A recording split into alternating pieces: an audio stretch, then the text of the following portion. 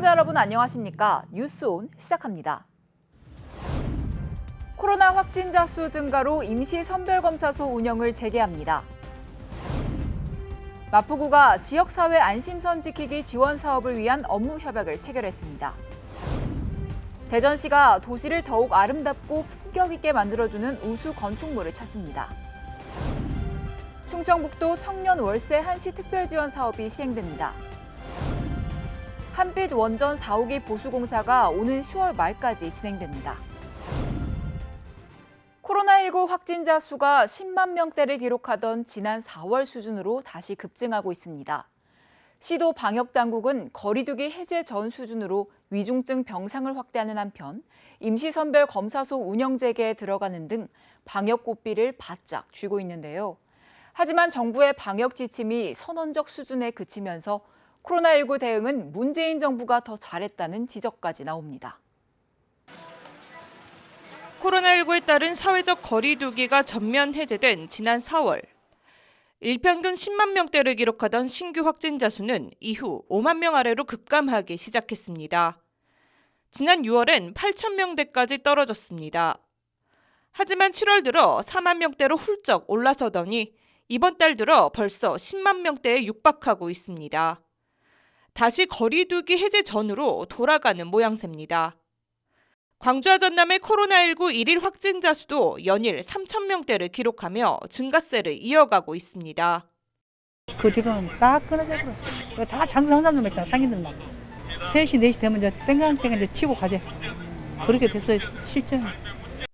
앞으로 1, 2주가 이번 유행의 정점이 될 것으로 전망됨에 따라 시도 방역당국은 위중증 병상을 확대하는 한편 다중 이용시설에 대한 현장 점검도 수시로 진행하는 등 방역 고삐를 바짝 조이고 있습니다. 지난 5월 운영 중단에 들어갔던 임시선별검사소도 다시 문을 열었습니다. 전남도는 지난 4일부터 임시선별검사소를 재가동하기 시작했고 광주시도 오는 11일부터 운영을 재개합니다.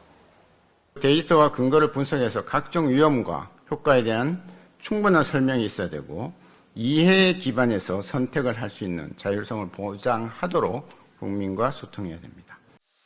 하지만 정부가 자율방역, 표적방역이라는 선언적 수준의 방역 지침에 집중하면서 코로나19 대응이 전 정부보다 못하다는 지적이 나오고 있습니다. 최근 KBC가 실시한 여론조사에서 응답자의 56.3%는 문재인 정부가 윤석열 정부보다 코로나19 대응을 더 잘했다고 답했습니다. 윤석열 정부가 더 잘하고 있다는 응답은 30.9%에 그쳤습니다. 2023학년도 대학 수학능력 시험이 약 100일 앞으로 다가왔습니다. 계속되는 무더위에 마스크까지 써야 해 지칠만도 하지만 수험생들은 아랑곳 않고 막바지 공부에 열을 올리고 있습니다. 짧은 여름방학을 보내고 일주일 이른 개학을 한 고등학교 3학년 교실. 마스크를 쓴 학생들이 바쁘게 손을 움직이며 문제를 풀어냅니다. 수학에 조금 장점이 있어서 다른 과목들을 열심히 하는데 좀 힘든 것 같고요. 잘하는 건 이제 감을 잃지 않을 정도로 하고 이제 국어 같은 경우는 하루에 한 번씩 무조건 하고 있어요. 쉴 새 없이 돌아가는 에어컨과 선풍기 바람에도 학생들의 공부 열기는 식지 않습니다. 수능이 100일 앞으로 다가왔다고 생각하니까 조금 긴장되기도 하고 실감이 안 나는 것 같아요. 일단 자소서랑 면접도 준비하고 있고 최저도 준비하고 있어요. 올해도 지난해처럼 국어와 수학 영역이 공통 과목과 선택 과목 구조로 치러집니다. 시험이 얼마 안 남은 지금 시점에서는 선택 과목을 바꾸지 않는 것이 좋습니다. 또 재수생과 삼수생 등 이른바 N수생 응시 비율이 최고치를 기록할 것으로 예상되는 만큼 여느 때보다 꼼꼼한 입시 전략이 필요합니다. 대학 입시 성공을 위해서 대입 전형 관련 자료도 분석하고 수시 전형 준비를 최선을 다해서 하고 있으니까 너무 걱정하지 말고 수능 준비를 잘해서 본인이 가고자 하는 대학에 100일 앞으로 성큼 다가온 수능. 학생들은 마스크도 무더위도 아랑곳 않고 묵묵히 목표를 향해 걸어가고 있습니다. 수도권 소식입니다. 마포 청년나루와 온라인 청년센터가 함께하는 특별한 상담이 기다리고 있습니다. 온라인 청년센터가 함께하는 취창업 정책 상담은 취업과 창업을 준비하는 청년에게 적합한 정책을 알아볼 수 있는 시간이 될 것으로 기대됩니다. 마포 청년나루와 온라인 청년센터가 함께 청년 취창업 정책상담 8월 참가자를 모집합니다. 취업과 창업을 준비하는 청년들이 나에게 적합한 정책을 알아볼 수 있는 시간으로 집단 대면 상담 또는 온라인 상담으로 이루어집니다. 상담은 3명에서 5명 사이 집단 상담으로 대면 90분 내외 그룹 상담으로 진행합니다. 집단 상담 인원이 3명 이하일 경우 온라인 상담으로 변동될 수 있습니다. 상담 운영 시간은 8월 31일부터 시작하며 1부는 10시 30분부터 12시, 2부는 13시 30분부터 15시입니다. 모집 기간은 8월 22일까지로 만 19세에서 39세 청년을 대상으로 선정자는 8월 23일 대상자에게 개별 연락할 예정입니다. 참가비는 무료입니다. 신청 희망자는 마포 청년나루 누리집에서 신청하시기 바랍니다. 코로나19 장기화와 경제 침체로 최근 어려움을 겪는 구민들이 많아지고 있죠. 이에 따라 마포구는 마포복지재단, 서울사회복지공동모금회와 지역사회 안심선 지키기 지원 사업을 위한 업무 협약을 체결했습니다. 마포구가 지난달 29일 마포복지재단, 서울사회복지공동모금회와 함께 지역사회 안심선 지키기 지원 사업을 위한 업무 협약을 체결했습니다. 이번 협약은 일시적으로 위기에 처한 구민을 도와주고자 실시됐으며 마포구와 마포복지재단은 복지사업을, 사회복지공동모금회는 후원금 4천만 원을 지원했습니다. 지원 대상은 실직, 휴폐업, 건강 악화 등으로 인해 어려움을 겪는 기준 중위소득 120% 이하의 마포구 취약계층입니다. 금액은 1인 가구의 경우 최대 40만 원, 4인 가구 이상은 최대 100만 원까지 지원하며 대상자는 마포구청과 동주민센터 등에서 추천 혹은 거주하는 동주민센터에 직접 신청한 뒤 마포복지재단에서 검토 후 지원합니다. 마포구는 코로나19 장기화와 경기 침체 등 어려움에 처한 구민을 찾아 2023년 2월 28일까지 적극적으로 지원할 예정입니다. 이어서 광역시 소식입니다. 대전시가 도시를 더욱 아름답고 품격 있게 만들어주는 우수 건축물을 찾습니다. 시민 여러분의 많은 관심과 참여 바랍니다. 해마다 우리 지역 내 건축물 중 예술적 가치가 높고 기술 수준이 뛰어난 우수 건축물을 선정해 시상하는 제24회 대전시 건축상 공모가 8월 31일까지 진행됩니다.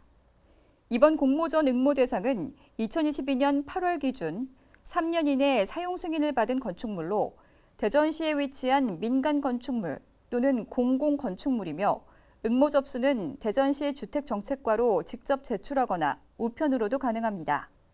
대전시 내 신청 건축물을 대상으로 건축사, 대학 교수 등 건축 관련 전문가로 구성된 건축상 선정위원회 심사를 통해 수상작을 선정할 계획이며 수상작은 오는 9월 말 개최 예정인 2022년 제14회 대전 건축문화제를 통해 공개될 예정입니다. 기타 자세한 사항은 대전시 홈페이지 공고문을 참고하시기 바랍니다. 대전 한밭도서관이 그림책 속에서 마주했던 원화를 감상하며 잠시나마 무더위를 잊을 수 있는 특별한 전시를 마련했습니다. 한밭도서관이 오는 8월 28일까지 본관 1층 전시실에서 아트바캉스, 책에서 만난 그림 전시회를 개최합니다. 이번 전시는 예술경영지원센터, 문화체육관광부 후원으로 2022 미술품 대여전시 지원사업에 선정된 그림책 작가 6인의 원화와 관련된 도서를 만나볼 수 있는 전시입니다. 이에 강혜숙 작가의 초가 말한다 원화 10점, 김윤희 작가의 북한 산초록 원화 7점, 이민아 작가의 조용한 세계 원화 7점 등이 전시되며 그림책에 등장한 원화 외에도 독립출판물로 출간된 소소한 이야기가 담긴 작품들도 함께 감상할 수 있습니다. 한밭도서관 아트바캉스, 책에서 만난 그림 전시회에 시민 여러분의 많은 관심 바랍니다. 계속해서 강원도 소식입니다. 평창군 오대산 왕조실록 의궤박물관에서 2022년 세계 청소년 명상 페스티벌 축하 리셉션이 진행됐습니다. 오대산 월정사가 주관하고 사단법인 문수 청소년회가 주최하는 이번 페스티벌은 올해로 2회차를 맞았는데요. 한국어로 소통이 가능한 내외국 청소년 200여 명을 대상으로 명상을 통한 청소년의 리더십 함양과 지혜 개발이라는 주제로 4일까지 진행됐습니다. 이날 행사에는 권혁열 강원도의장과 김홍규 강릉시장 등 관계자들이 참석한 가운데 청소년 명상축제 개최를 축하하고 2024 강원 청소년 동계올림픽의 성공을 기원했습니다. 이에 문수청소년의 상임이사 월엄스님은 자기가 좋아하는 것에 빠져들어 있음을 알아차리는 명상의 가치를 청소년들에게 전하기 위해 노력하겠다고 말했습니다. 횡성군 농업기술센터가 농촌 신활력 플러스 사업 2022 하반기 안심먹거리 전문가 육성 아카데미에 문을 열었습니다. 이번 교육은 농촌 신활력 플러스 사업의 일환으로 6차 산업 분야 활동그룹 전문가 신규 양성과 역량 강화 등을 목적으로 열립니다. 교육은 6차 융복합 사업기획 역량 강화, 유통관리사 자격 취득, 농산물 가공 창업 보육 등 3개 과정이 운영되며 횡성 농특산물 가공 판매 산업을 이끌어갈 전문가 및 인재 발굴과 육성을 목표로 합니다. 한편 이번 교육을 통해 2020년부터 현재까지 9개 과정 211명의 수료생이 배출됐으며 올해 하반기 교육은 오는 11월까지 운영됩니다. 충청도 소식입니다. 충북도에서 청년 월세 한시 특별 지원 사업이 본격 시행됩니다. 지원 대상은 만 19세에서 34세 청년 중 부모님과 별도로 거주하는 무주택자이며 임차보증금 5천만 원, 월세 60만 원 이하의 요건을 갖춰야 합니다. 또한 청년 본인 가구 소득이 기준 중위소득 60% 이하, 부모를 포함한 원가구 소득이 기준 중위소득 100% 이하인 경우에 지원이 가능합니다. 지원 대상자로 선정되면 월 최대 20만 원 한도 내에서 실납부 임차료를 최대 12개월간 지원받을 수 있습니다. 신청을 원하는 청년은 복지로 누리집 또는 관할 행정복지센터에서 신청할 수 있습니다. 충북보건환경연구원은 다중이용시설의 급수시설 등에 대해 레지오넬라증 원인균 검사를 강화합니다. 레지오넬라증은 대형 건물의 급수시설 등 물에 존재하던 레지오넬라균이 호흡기로 흡입돼 발생하는 제3급 감염병입니다. 종합병원을 전수검사하고 고위험 시설인 면역저하자 재원시설과 노후시설 등을 집중 관리할 계획입니다. 검사 결과 레지오넬라균이 검출될 경우 해당 건물 관리자와 공중위생 담당 부서에 통보해 청소 및 소독 조치 후 재검사를 수행할 계획입니다. 경상도 소식입니다. 포항시가 대구 가톨릭대학교와 함께 시민 평생교육 활성화 및 인재 육성에 앞장섭니다. 지난 3일 두 기관은 관련 업무 협약도 체결했는데요. 상호 협력과 꾸준한 교류를 통해 지역사회 발전을 도모합니다. 포항시는 3일 대구 가톨릭대학교와 업무 협약을 체결하고 시민의 평생학습 실현과 지방자치 행정에 헌신할 우수인재 육성에 협력하기로 했습니다. 양 기관은 이번 협약으로 평생교육을 활성화하고 전문성을 갖춘 우수한 인적 자원을 육성해 지역사회 발전에 기여할 방침입니다. 협약의 주요 내용은 포항 시민의 평생교육 진흥 및 포항시 공무원의 전문성 증진, 인적 네트워크 상호 활용, 인프라 공동 이용 등입니다. 이에 포항시민과 포항시 공무원은 대구 가톨릭대학교가 운영하는 3년제 온라인 교육 중심 단과대학 유스티노 자유대학에 입학해 취창업 및 업무 능력 향상에 도움이 되는 교육을 받을 수 있고 산학협력 장학금도 지원받게 됩니다. 포항시는 이번 협약이 시민의 평생교육 기회를 증진할 뿐만 아니라 공무원들의 업무 역량 제고에도 도움이 될 것으로 기대하고 있습니다. 포항의 대표적 역사 인물이죠. 석곡 이규준 선생의 생애와 업적을 재조명하는 기념관이 건립됩니다. 포항시는 석곡기념관 건립 착공식도 가졌는데요. 2023년 준공을 목표로 하며 힘차게 첫 삽을 떴습니다. 지난 5일 포항시는 석곡기념관 건립 사업 착공식을 가졌습니다. 석곡기념관은 2023년 3월 준공을 목표로 하며 지상 2층 규모로 총 사업비는 53억 5천만 원입니다. 기념관은 전시실과 상영관, 휴게 라운지 등으로 구성될 계획입니다. 포항시는 기념관 건립으로 포항 출신의 역사인물 석곡 이규준 선생의 생애와 업적을 널리 알리는 한편 지역민들에게 자긍심을 고취한다는 방침입니다. 또 전통문화 콘텐츠 발굴 및 관광 자원화를 통한 지역경제 활성화도 도모합니다. 시는 기념관이 포항의 특별한 문화 콘텐츠로 자리 잡아 새로운 관광 문화 요소로 거듭날 수 있도록 사업 추진에 최선을 다할 예정입니다. 이어서 광주 전남 소식 전해드립니다. 한국형 발사체 누리호가 성공한 데 이어 최초의 달 탐사선 다누리도 며칠 전 성공적으로 발사되면서 우리나라 우주 산업에 대한 기대도 커지고 있는데요. 세계 최대의 우주 산업 도시로 급부상한 미국 플로리다의 사례를 통해 우주 클러스터의 성공 조건을 짚어봅니다. 청정한 환경에 복지 제도까지 잘 갖춰진 플로리다는 20년 전만 해도 은퇴자들의 도시로 불렸습니다.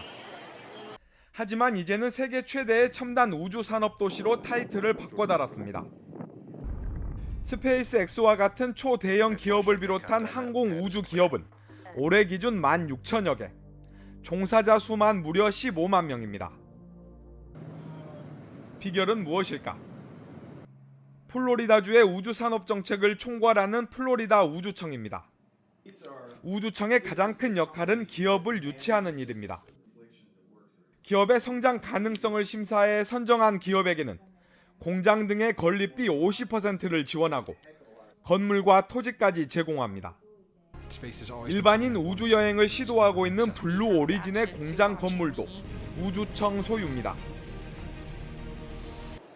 미국은 1961년부터 13년 동안 진행된 달 탐사 프로젝트 아폴로 계획이 끝난 뒤 우주 산업이 쇠퇴하고 실업자가 속출했습니다.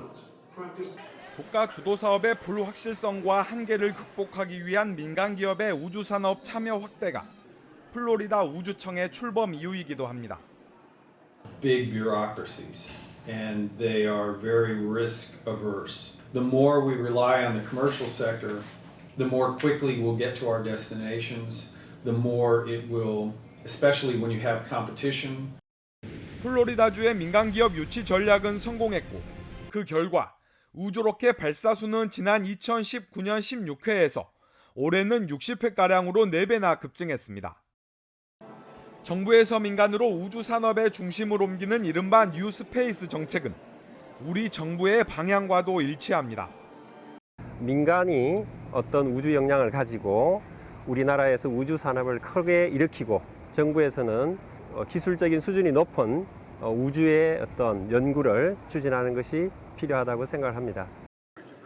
기업의 우주 산업 참여 확대와 이를 위한 지방 정부의 역할, 뉴스페이스 시대를 맡고 있는 우리가 눈여겨야 할 플로리다주의 정책입니다. 앞서 세계 최대 우주 산업 도시로 도약한 미국 플로리다주의 사례를 통해 우리나라 우주 클러스터의 발전 방향을 살펴봤는데요. 이번에는 우주 산업 발전을 위한 핵심 자원인 인재 양성 부분을 짚어보겠습니다. 미 우주군 기지가 있는 플로리다주 케이프 커네버럴에는 발사대가 줄지어 서 있습니다. 발사대 수는 30여 개, 현재 6개의 발사대가 운영되고 있습니다. 특히 최근 다누리가 실렸던 팔콘 9과 같이 스페이스 X사의 로켓 발사가 대부분을 차지합니다. 세계적으로 로켓과 위성 산업이 급격히 커지면서 관련 분야 인력 수요도 급증하고 있습니다. 플로리다주 센트럴 플로리다 대학, 최근 미 항공우주국 나사의 달 착륙 사업, 이른바 아르테미스 프로젝트에 참여하는 미국 내 7개 대학 중 한 곳으로 선정됐습니다. 지금까지 나사와 함께한 사업만 해도 670여 개, 연구 지원금만 해도 1억 9천만 달러에 달합니다. 또 실제 케네디 우주센터의 직원 30%가 이 대학 출신입니다. 이 대학의 가장 큰 강점은 60km밖에 떨어져 있지 않은 우주센터와의 접근성입니다. 그리고 이를 활용한 인턴십 프로그램이나 계약학과를 활발히 운영하고 있습니다. 특히 최근에는 우주 항공 분야의 핵심인 설계 파트뿐 아니라 제조 기술 분야 인재 양성에도 힘을 쏟고 있습니다. 그동안 설계 분야 인력 배출에만 중점을 두다 보니 현장에서 제작 기술자나 단순 조립 인력의 부족 사태가 빚어졌기 때문입니다. One thing that I think is maybe not looked into enough are other aspects of the aerospace fields, which are some of the hands-on requirements. 미국은 정부와 기업, 대학 간 연계 프로젝트가 활발합니다. 이번 달 탐사선 다누리에 탑재된 나사의 섀도우 캠도 대학에서 개발됐습니다. 나사의 지원 아래 달의 영구 음영대를 촬영할 수 있는 세계 최초의 카메라를 대학에서 만들어낸 겁니다. Yeah, well, NASA's providing management oversight, and of course, the most important aspect is funding. And they've also, led the way in terms of getting the cooperation going with CARI. 우주산업 현장과의 접근성을 활용해 맞춤형 인재를 공급하고 산학 연계 프로젝트에 집중하고 있는 대학들. 고흥과 경남 사천의 우주 클러스터를 조성하려는 우리에게도 큰 시사점을 주고 있습니다. 연일 계속되는 폭염 속 노인들이 더위를 피할 수 있는 곳 중 하나가 바로 경로당인데요. 하지만 최근 코로나 확산세가 거세지면서 경로당이 혹여나 다시 폐쇄될까 노인들의 걱정이 커지고 있습니다. 무더위 쉼터로 지정된 광주의 한 경로당입니다. 시원한 에어컨 아래 335 모인 노인들이 더위를 식힙니다. 함께 이야기꽃을 피울 수 있는 경로당은 노인들에게 지루한 일상 속 오아시스와 같습니다.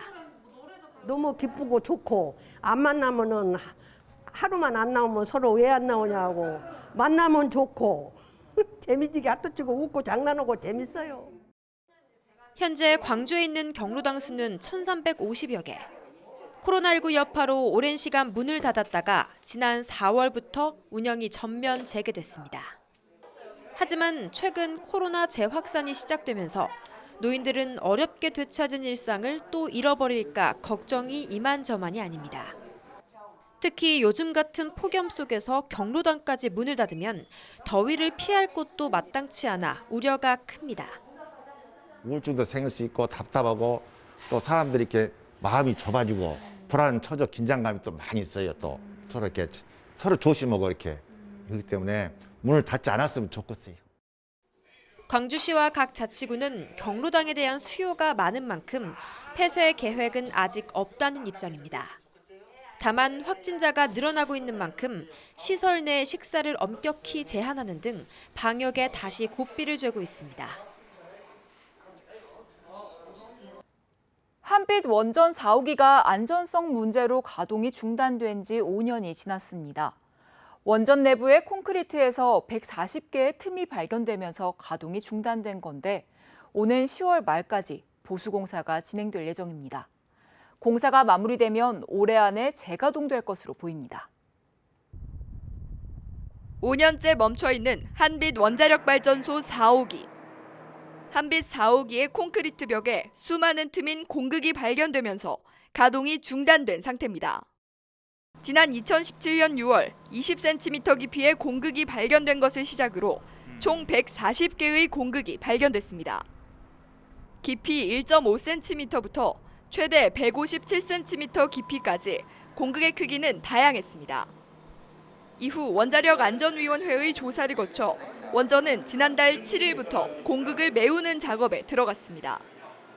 14cm 이하의 공극은 사람이 직접 손으로 틈을 메우는 방법을 이용하며 14cm가 초과된 큰 공극은 콘크리트 자재인 그라우트를 주입해 틈을 메우는 방법을 사용합니다. 현재는 가장 깊은 157cm의 공극을 제외하고 나머지 공극의 보수 작업을 모두 완료한 상태입니다.